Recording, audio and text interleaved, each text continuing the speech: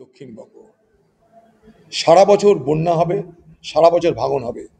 বাংলার মুখ্যমন্ত্রী জবাব হবে ফারাক্কা জল ছাড়লো, কখনো জবাব হবে প্রকৃতি দোষী, আমার কি করার আছে, কখনো বাঁচার জন্য অজুহাত তুলবে ডিবিসি জল ছাড়ছে।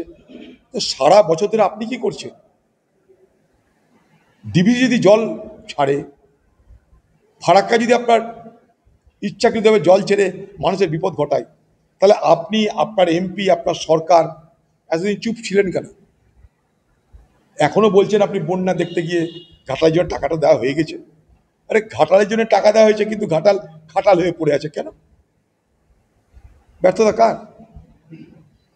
এই ভাঙন, এই প্লাবন ঠেকানোর কাজ শুরু হবে বর্ষাকালে। টাকা মাটি, মাটি টাকা, রামকৃষ্ণ দেব বলে গেছিলেন। দিল্লির দিদির নেতৃত্বে এ বাংলায় ভাঙন আর প্লাবন ঠেকাতে এই তত্ত্বটা খুব বাস্তবায়িত হয়। টাকা মাটি, মাটি টাকা, টেন্ডার হবে, মাটি পড়বে, লুট হবে, ঘরে চলে যাবে। আবার মানুষকে 1 বছর অপেক্ষা করতে হবে, কবে তার জমি যাবে, ঘর যাবে, বাড়ি যাবে। দেখুন, ভাঙনে মানুষের ঘর চলে যায়, জমি চলে যায়, সেটা কিন্তু ফেরত আসে না, অর্থাৎ সর্বশান্ত হয়ে যায়। প্লাবনে ঘর নিশ্চয়ই চলে যায়, জমিটা তো থেকে যায়, ফিরে আসার সুযোগ থাকে। তাই আমি প্রস্তাব দিয়েছিলাম পশ্চিমবঙ্গ সরকারকে যে অনেক ভেস্টের জমি আছে,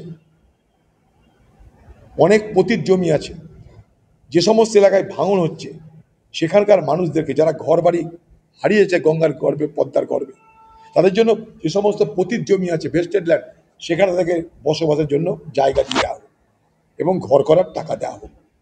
এটা বাঁচার একটা রাস্তা। পশ্চিমবঙ্গে কিন্তু তাদেরকে জেল খাটতে হচ্ছে।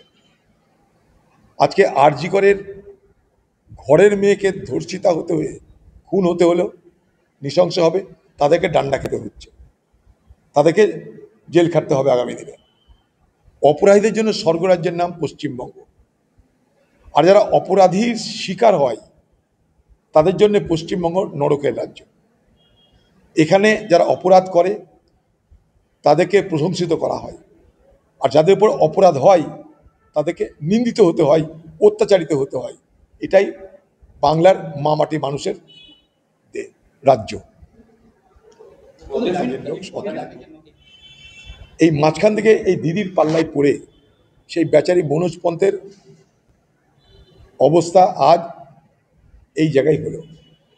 মানে যাকে বলে বলির পাঁঠা করা হলো, মনোজ পন্থ সাহেবকে বলির পাঁঠা করা হলো। এখন সেই কাজই করতে হবে দিদিকে, সামনে রাখবে প্রতিবাদ। দিদি খুব ভালো করে জানে নির্বাচন কমিশনের যা অ্যাটিচিউড, সেই অ্যাটিচিউড মেনে তাকে এখান থেকে এ কাজ করতেই হবে। আমাদের প্রশ্নটা অন্য জায়গায়। আমার প্রশ্ন হচ্ছে, এই নির্বাচন কমিশন যখন রাহুল গান্ধী কর্ণাটকে যখন দুর্নীতি ধরল, কারচুপি ধরল, তখন কিন্তু এই নির্বাচন কমিশন কর্ণাটকের কোনো অফিসারকে তার বিরুদ্ধে এফআইআর করতে বলল না। সেই একই নির্বাচন কমিশন এই বাংলায় যখন কারচুপি দেখছে তখন এফআইআর করতে বলছে। এই দ্বিচারিতা কেন? প্রশ্নটা এই জায়গাটা হওয়া উচিত, আমি সেই প্রশ্নটা করতে চাই। কিন্তু মনোজ পন্থ সাহেবকে দিয়ে বলির পাঁঠা বানিয়ে দিল্লি কলকাতা দৌড় করানো, এটা দিদির অনৈতিক কাজ বলে মনে করি। দিদির স্বভাব হচ্ছে এইটা। আমাদের বাংলা একটা কথা আছে না, গাধা জল খায়, ভালো করে গুলিয়ে গুলিয়ে তারপর জলটা খায়। এটা হচ্ছে সমস্যা আমাদের। অথচ তার দলের লোকরা কিন্তু প্রত্যেকটা এলাকায় ভোটার লিস্ট করতে নেমে গেছে ময়দানে। তুমি এসআইয়ের বিরোধিতা করছো, আবার ভোট হতে দিব না বলছো, নির্বাচন কমিশনের কাজ করতে দিব না বলছো, কিন্তু আবার পাড়ায় পাড়ায় গিয়ে ভোটার লিস্ট তৈরিও করছো। তোমার মতলবটা কি স্পষ্ট করো। এই পশ্চিমবঙ্গে আমরা ভোট করি, আমরা জানি এই পশ্চিমবঙ্গে মানুষ ভোট দিতে পারে না। পঞ্চায়েত ভোট হয় না, মিউনিসিপ্যালিটি ভোট হয় না, সমবায়ের ভোট হয় না, স্কুলের ভোট হয় না, কলেজের ভোট হয় না, সব লুট হয়। এখানকার মানুষ ভোট দেওয়ার সময় বুথে গিয়ে জানতে পারে তাদের ভোট অন্য লোক দিয়ে দিয়েছে। এই হচ্ছে বাংলা। অতএব কারচুপিতে পশ্চিমবঙ্গ সারা ভারতবর্ষের কম্পিটিশানে 1, 2, 3 মধ্যে তো হতেই হবে। এতে কোনো ভুল নাই। বিজেপি যদি কারচুপি করে থাকে দিদি আরও শিখিয়ে দেবে, এমন করে কারচুপি করে যেন ধরা না পড়ে। চুরি করো, ধরা পড়ো না, দিদি কিন্তু বিজেপিকে শিখিয়ে দিতে পারে। সুকান্ত মজুমদার বিভীষিকার স্মৃতি দিবস হিসেবে ঘোষণা করলেন প্রধানমন্ত্রী নরেন্দ্র মোদী।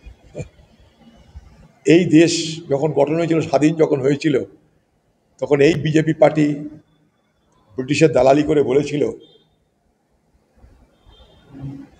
যে মহাত্মা গান্ধীর ভারত ছাড়ো আন্দোলনে আমরা যোগদান করছি না।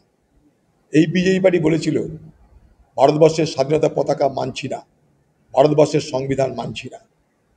নাগপুরে বিজেপি পার্টির যারা স্রষ্টা আরএসএস, তাদের যে হেডকোয়ার্টার আছে নাগপুরে, সেখানে 50 বছর ভারতের স্বাধীনতাকে স্মরণে রেখে যে ভারতের পতাকা, জাতীয় পতাকা, সেটা সেখানটায় উত্তোলন করা হয় না, সেটা সেখানে টাঙানো হয় না। তাদের কাছে দেশভক্তি শিখবো কি আমরা বলুন? তাদের কাছে কি ভারতবর্ষের মানুষ দেশভক্তি শিখবে? বিজেপি পার্টির একটা নেতার নাম বলুন যারা ভারতবর্ষের স্বাধীনতা সংগ্রামে প্রাণ ত্যাগ করেছে, শহীদ হয়েছে, একটা লোকের নাম বলুন। বলো আর না। আপনারা দেখছেন 24 ঘন্টা ইন্ডিয়া টিভি, সর্বদা সবার পাশে সবার মাঝে। আজ এ পর্যন্ত। সঙ্গে রাখুন 24 ঘন্টা ইন্ডিয়া টিভি। দেখতে থাকুন সব জেলার সব খবর সবার আগে 24 ঘন্টা ইন্ডিয়া টিভির পর্দায়। নমস্কার।